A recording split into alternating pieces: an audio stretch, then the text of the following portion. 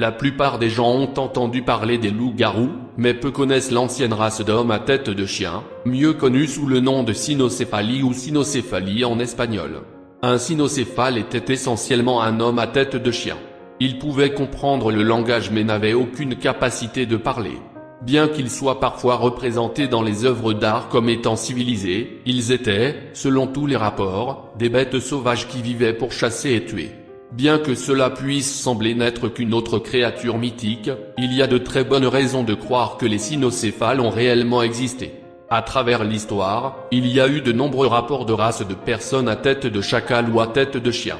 Même les Grecs et les anciens Égyptiens connaissaient et se posaient des questions sur cette étrange race d'êtres. Dans la mythologie égyptienne, il existait des dieux à tête de chien et de nombreuses peintures et statues ont été réalisées en leur honneur.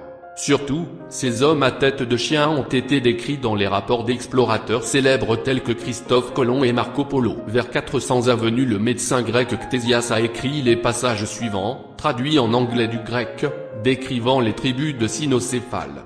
Ils ne parlent aucune langue, mais aboient comme des chiens, et se font ainsi comprendre les uns des autres.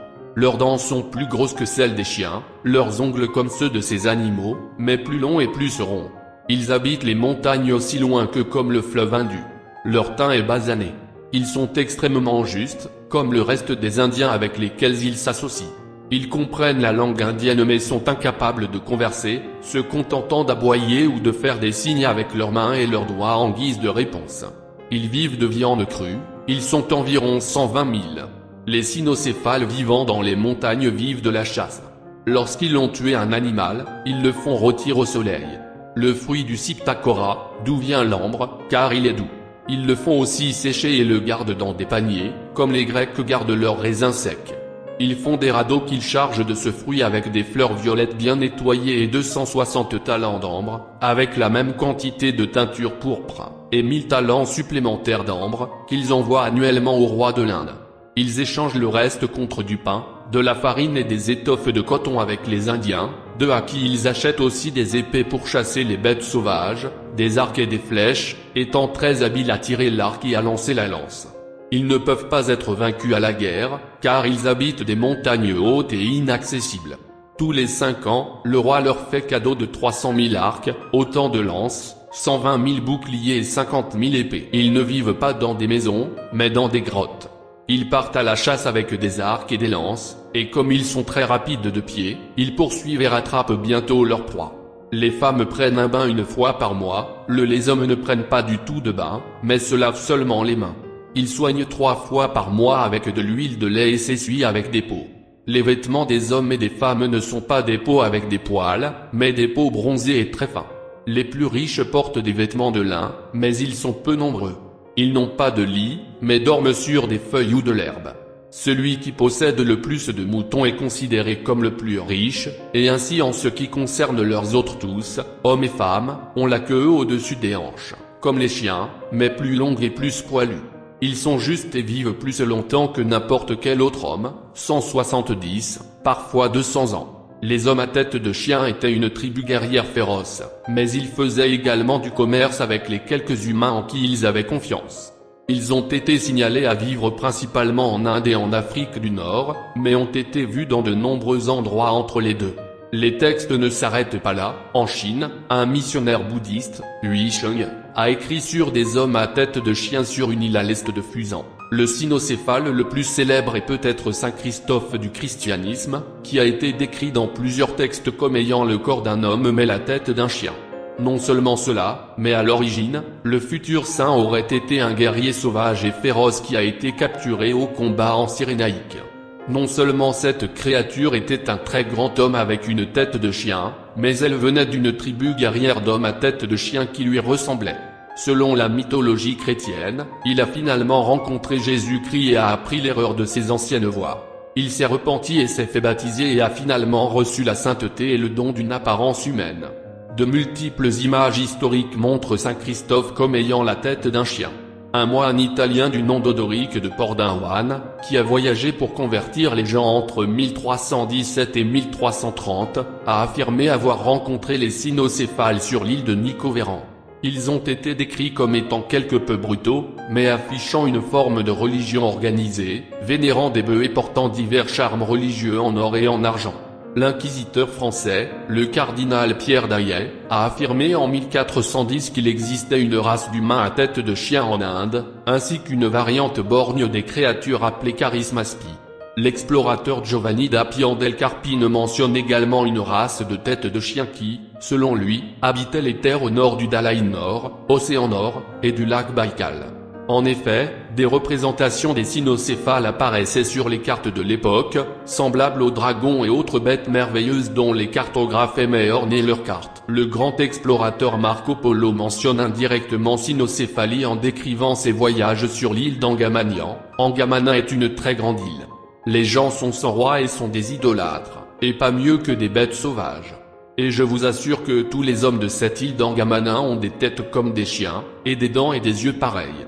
En fait, en face, ils sont tous comme de gros chiens dogs. Ils ont une quantité d'épices.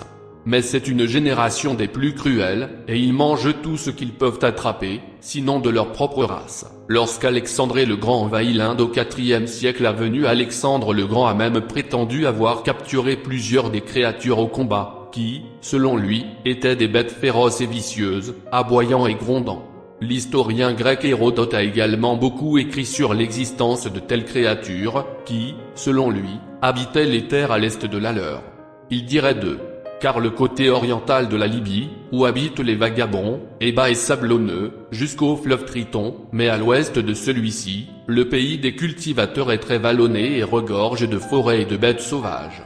Voici aussi les créatures à tête de chien et les créatures sans tête, que les Libyens déclarent avoir les yeux dans la poitrine. Ils sont même mentionnés dans les histoires du roi Arthur, dans lesquelles ces hommes se battent contre les bêtes à tête de chien dans les montagnes d'Édine, des centaines de sauvages étant tués par le guerrier Bedouin. Personne ne sait avec certitude ce qui est arrivé à cette petite mais puissante race.